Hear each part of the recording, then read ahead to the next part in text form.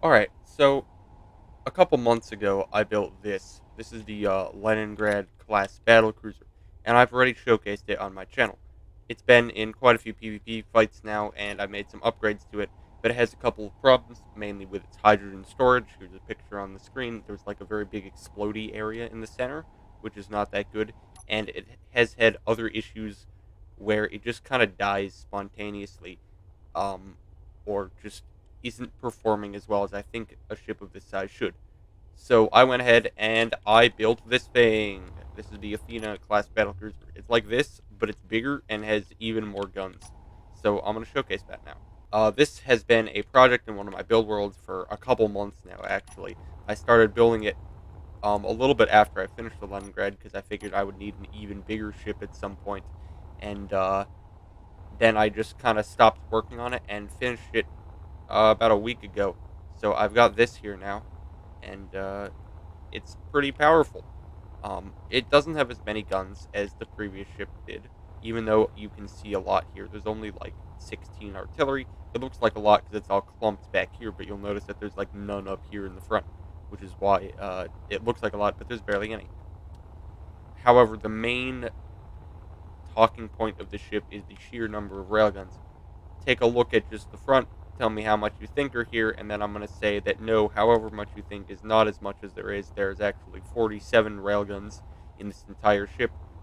It is very hefty amounts of firepower that this thing can put out, and an even heftier amount of energy generation that is required to keep this thing operational.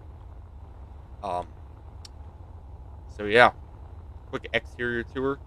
In the front, we've got this kind of like, I don't know, aggressive snub nose design, which I like. It makes ships look kind of mean, which is always what you want for a PvP sort of ship.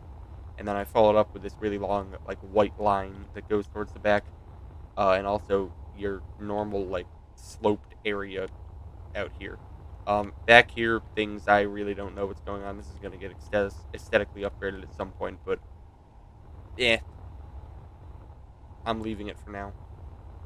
Coming down to the bottom, we also have the same thing where we've just kind of got like a long white line around here, and then we've got some thrusters here in the center. But these are not the main thrusters; these are the main thrusters.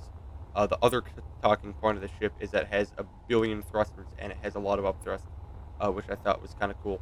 And there's also more railguns under here. And then coming around to the back, we've got kind of just a flattish heart-shaped thrust pack, which I've done on both the Leningrad and now this ship.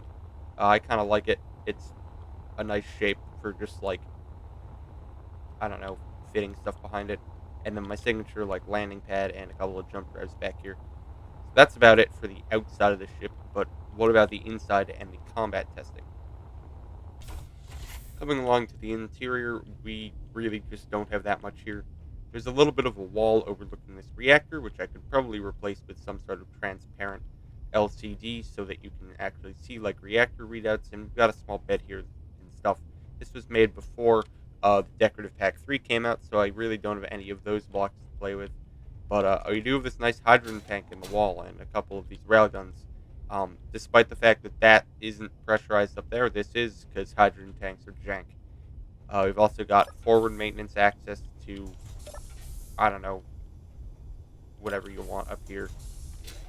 You can see just like some of the beams and stuff and access the railguns and things. Not really much to talk about. In the back, you've got continuing the theme, stack maintenance access, just like hydrogen tank and stuff. And then coming down here into the center, we have the CIC, of which there is a hole in the floor that I might need to fix. I guess I blew something up, and I'll have to fix that for the blueprint. Good to know. Anyways, coming into the cockpit, we can see on the terminal that there really isn't much. All you need is railguns and cameras anyways. So we're just going to go and we're going to test fire it here. Alright, we've got it all lined up. Here we go. I'd say that was a pretty potent amount of damage. Is the ship still functional? That's to be debated. There's definitely not that much hydrogen storage left, and we're really lacking in the CIC department. Although I guess the seat still exists, so that's good. But yeah, it does a lot of damage. I'm pretty proud of it. No, it's not going to be on the workshop for people who are asking. I don't really like putting my most powerful ships on the workshop because then people will use it against me, and that's not fun. So yeah, that's about it. I hope everyone enjoyed. Have a nice day, and I'll see you in another video. Bye.